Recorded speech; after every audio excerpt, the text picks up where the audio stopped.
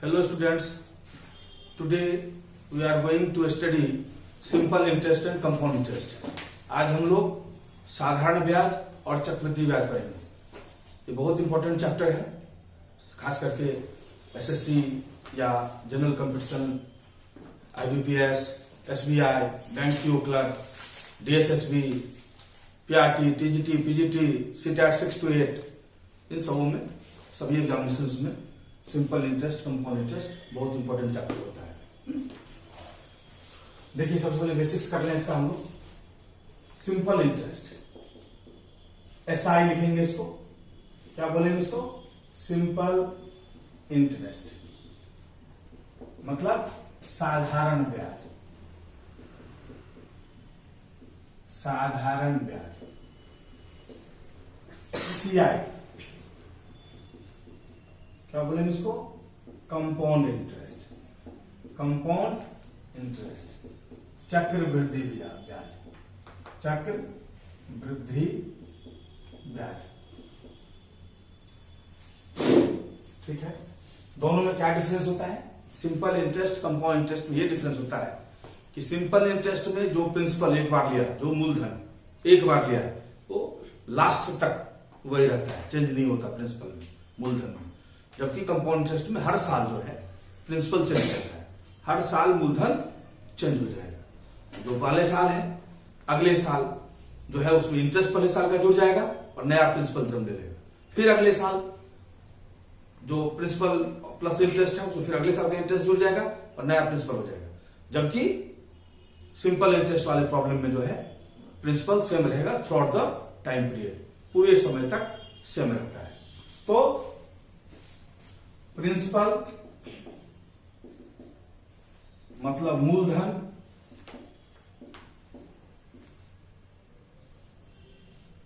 क्या होता है? जिस धन से हम कोई काम इनिशिएट करते हैं वो आपका प्रिंसिपल है। चाहे वो अपने घर के पैसे से करें आप, या बैंक से लोन लेके करें, या किसी से उधार लेकर करें, या कहीं से भी लोन लेके करें। मतलब जिससे आप कोई, जिस धन से आप कोई काम करने शुरू करने जा रहे हैं, दैट इज प्रिंसिपल। ठीक है, जिस धन से, the money by which you start any economic activity,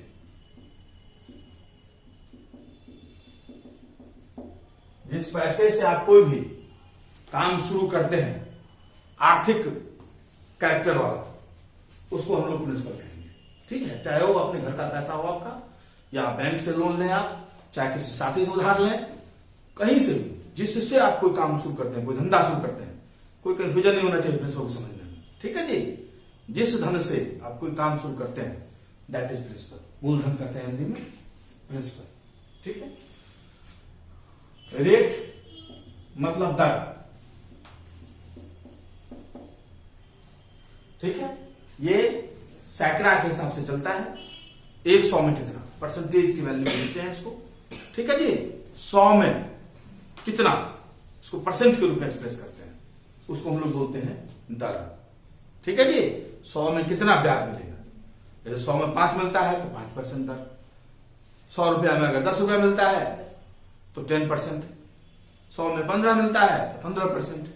per year के हिसाब से नॉर्मली हम लोग कैलकुलेट करते हैं। ठीक है, टोटल कैलकुलेशन पर ईयर में करेंगे, जहां पर ईयर में नहीं है वहां पर ईयर में चेंज करने का सिस्टम होता है। ठीक है जी, तो उसको बोलते हैं रेट दर। ठीक है, इसको हम लोग परसेंटेज में एक्सप्रेस करते हैं। इट इज एक्सप्रेस्ड, इसको व्यक्त किया जाता है in percentage terms, in percentage terms. ठीक है, इसके बाद आपका आता है टाइम। टाइम होता है समय। इसको फॉर्मूले में हम लोग एनुअल लेते हैं, वार्षिक। कभी अगर क्वार्टरली दिया हुआ हो तो उसको वार्षिक में परिवर्तन करते हैं, हाफ ईयरली दिया हुआ हो, छमाही, तो उसको ईयरली में चेंज करेंगे। तो तमाम कैलकुलेशन ईयरली होता है। ठीक है जी।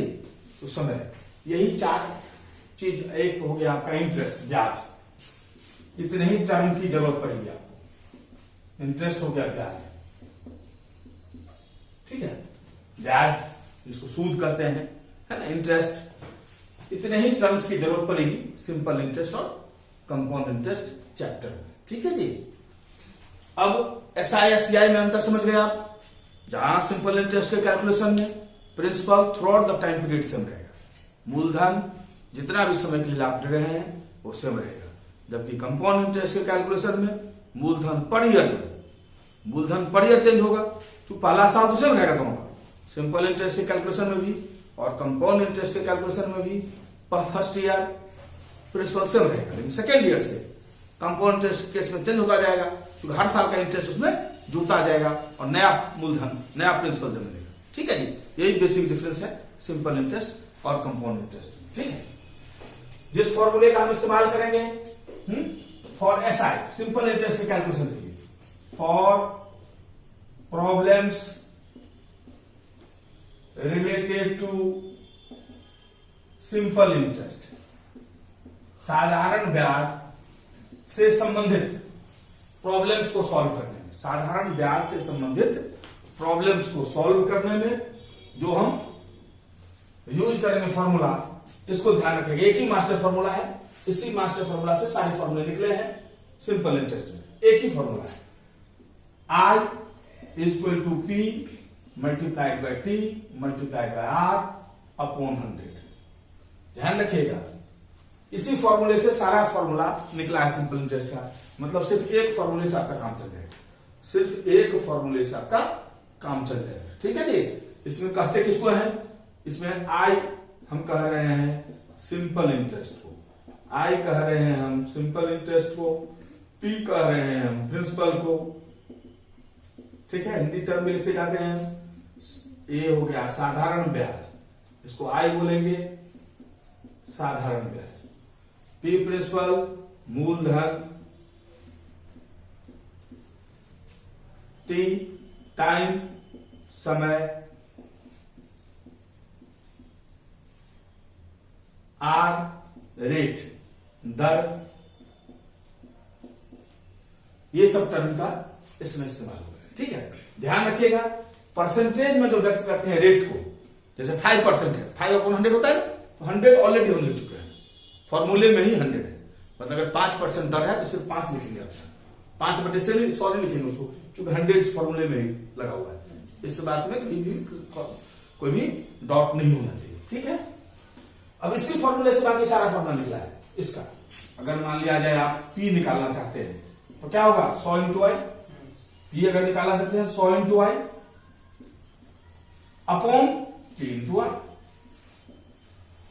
मतलब P निकाले 100 इंटू आई, P के साथ जो नीचे जो क्रॉस मल्टीप्लिकेशन होता है, ठीक है। तो इसी फॉर्मूले से फॉर्मूला है। अगर मान लिया जाए एक ही बार आपको इंटरेस्ट निकालना है, इंटरेस्ट को रेट निकालना है, रेट निकालना है तो आर को इधर रखोगे और 100 इंटू आई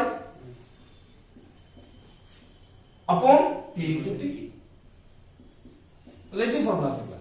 अगर आपको टाइम निकालना है, इसी फॉर्मूले से टाइम निकाला है 100 इंटू आई, टाइम निकालना है P इंटू आर, नीचे आ जाएगा। मतलब यही मास्टर फॉर्मूला होगा सिंपल इंटरेस्ट का, यही इसी से काम चल जाएगा आपका। कुछ याद ना भी हो, लेकिन चूंकि एग्जामिनेशन टाइम का एग्जामिनेशन में टाइम का अभाव रहता है। बोलिए, क्या नहीं दिया है 100 निकालना है तो कैसे करेंगे? अभी ये तो समझिए, वही तो समझ रहे हैं, ठीक है ना। ये फॉर्मूला समझ गए, फॉर्मूला समझ गए, जब प्रॉब्लम्स में आएंगे तब दिमाग लगाइएगा, ठीक है। आई इसको टू हो गई, देखिए इसी मास्टर फॉर्मूले से सारा फॉर्मूला निकला। अगर प्रिंसिपल निकालते हैं आप 100 into I upon T into R, time निकालते हैं 100 into I upon P into R, इसी फॉर्मूले से चारों फॉर्मूला निकला, ठीक है। ये 100 है, फॉर्मूला नहीं देती है, जो परसेंटेज 5% लिखते हैं, तो 5/100 लिखते हैं ना, तो 100 ऑलरेडी फॉर्मूले में ही है, वो 5% आएगा तो सिर्फ 5 लिखना है अपॉन 100।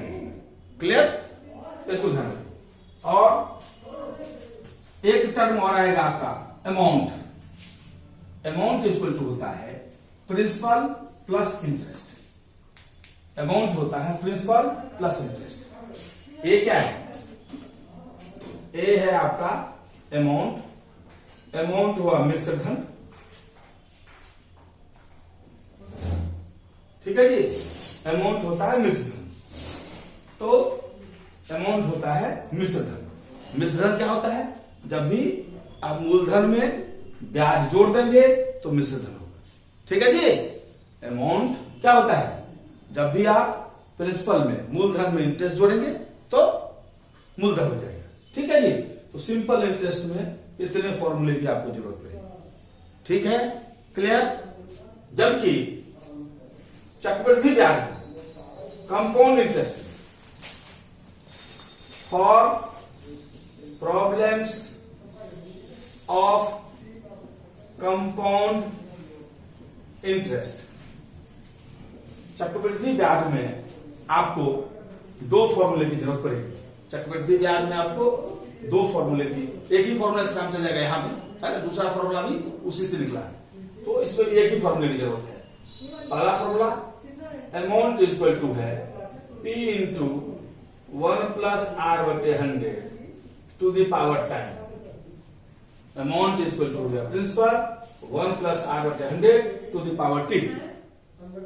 ये हो गया आपका प्रिंसिपल, ठीक है जी।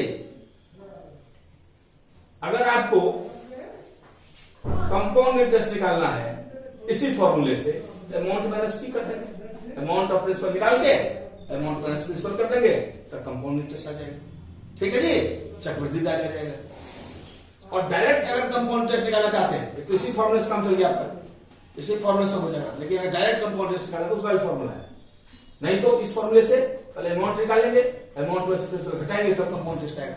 डायरेक्ट अगर निकालना चाहते हैं तो उसका भी है compound interest P 1 plus R बटे 100 to the power time minus 1, ठीक है।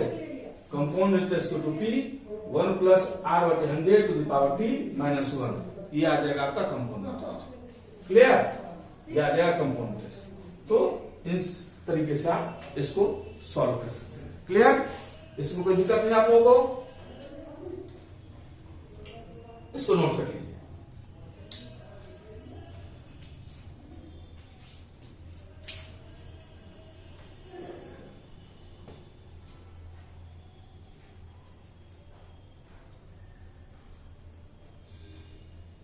नोट कर लिए?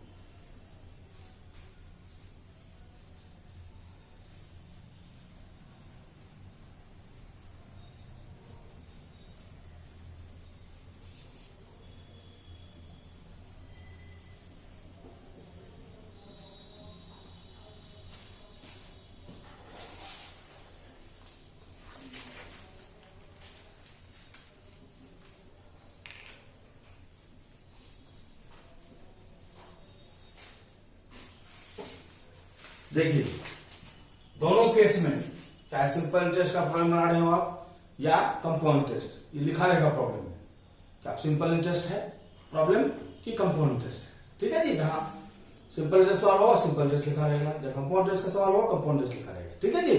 उस हम लोग पकड़ लेंगे सिंपल इंटरेस्ट का प्रॉब्लम है या कंपाउंड इंटरेस्ट का। दोनों चैप्टर में जो है कुछ बेसिक चीज है, जैसे if time is given in days, अगर समय दिन में दिया हुआ है, अगर समय दिन में दिया हुआ है, divide it by 365 to change it year. कभी भी अगर समय दिन में दिया हुआ है तो आप उसको 365 से भाग करके साल में चेंज करेंगे, ठीक है। दूसरा चीज, if time is given in months, अगर समय महीना में दिया हुआ हो divide it by 12, divide it by 12 to change in year. अगर समय महीनों में दिया हुआ हो तो इसको 12 से भाग करके अब साल में बदल दें। ठीक है जी। टाइम अगर महीनों में दिया हुआ हो तो 12 से डिवाइड करके उसको आप साल में बदल दें। ठीक है, दो चीज दोनों में रहेगा। तीसरा,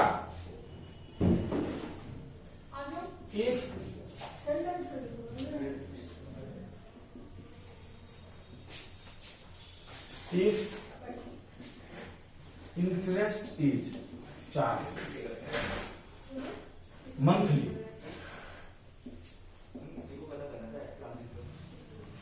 अगर ब्याज दर जो है मासिक लगता है, अगर ब्याज दर मासिक लगता है तो क्या करेंगे? Then divide the rate by 12 and multiply the time by 12। मतलब अगर ब्याज मासिक लगता हो तो क्या करेंगे?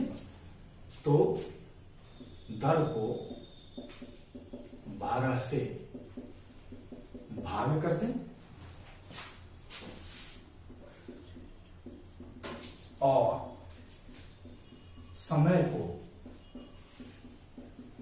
12 से गुना कर दें। क्लियर?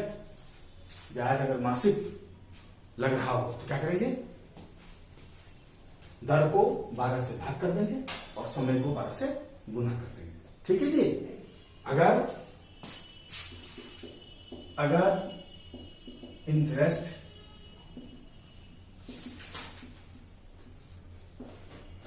अगर इंटरेस्ट जो है क्वार्टरली लगता हो, मतलब तिमाही, 3 महीने, अगर 3 महीने पर ब्याज लगता हो, if interest is charge quarterly then divide the rate by 4 and multiply the time by 4, multiply the time by 4। मतलब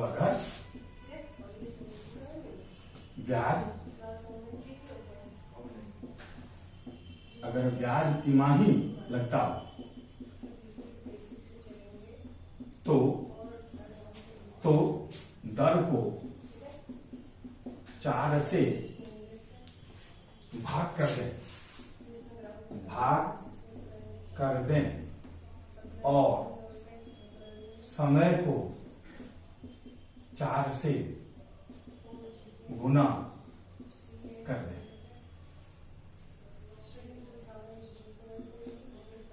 ठीक है, मतलब क्या सीखे हम लोग?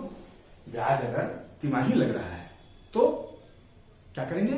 रेट को 4 से डिवाइड कर देंगे। हाँ, क्वार्टरली और तिमाही 3 महीने पर। ठीक है जी। अगर ब्याज तिमाही क्वार्टरली लग रहा हो तो आप रेट को 4 से डिवाइड कर दें और टाइम को 4 से गुना कर दें। दोनों में, सिंपल इंटरेस्ट में भी वाले प्रॉब्लम्स में भी और कंपाउंड इंटरेस्ट वाले प्रॉब्लम्स में भी। ठीक है जी, दोनों में चलेगा ये रूल्स। ठीक है। इसके बाद अगर if interest is charge half yearly, अगर 6 माह ही चलता हो इंटरेस्ट, 6 महीने पर half yearly, then divide the rate by 2 and multiply, if interest is charged half-yearly, then divide the rate by 2 and multiply the time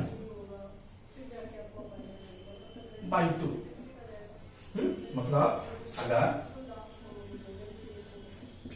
ब्याज छमाही लगता हो तो क्या करेंगे? तो दर को 2 से भाग करें और समय को 2 से गुना करें। ठीक है, समझ गए ना? इतने ही फंडामेंटल्स हैं दोनों चैप्टर्स हैं, साधारण ब्याज और चक्रवृद्धि ब्याज, सिंपल इंटरेस्ट और कंपाउंड इंटरेस्ट। इतना बेसिक्स पता रहेगा तो समस्याएं नहीं आएंगी, बाकी तो कैलकुलेशन है। ठीक है जी, नोट कर लीजिए और कहीं कोई दिक्कत है तो पूछ लीजिए, फिर प्लेस करते हैं। इरेज करते हैं।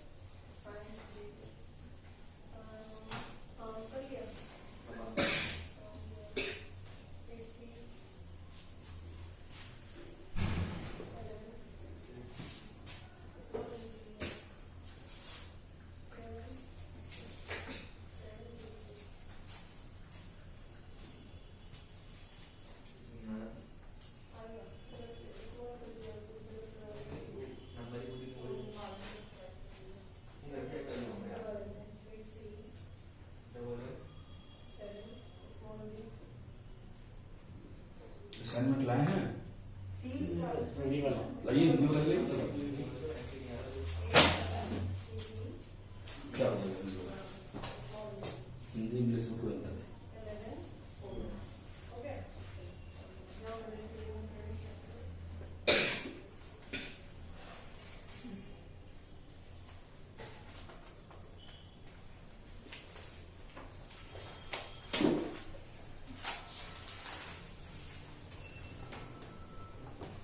देखिए,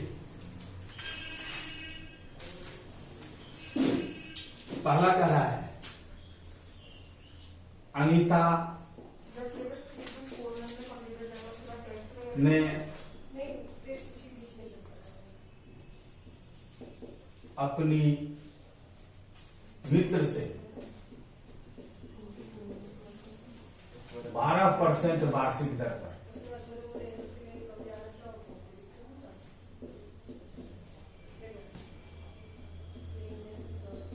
2.5 वर्ष के लिए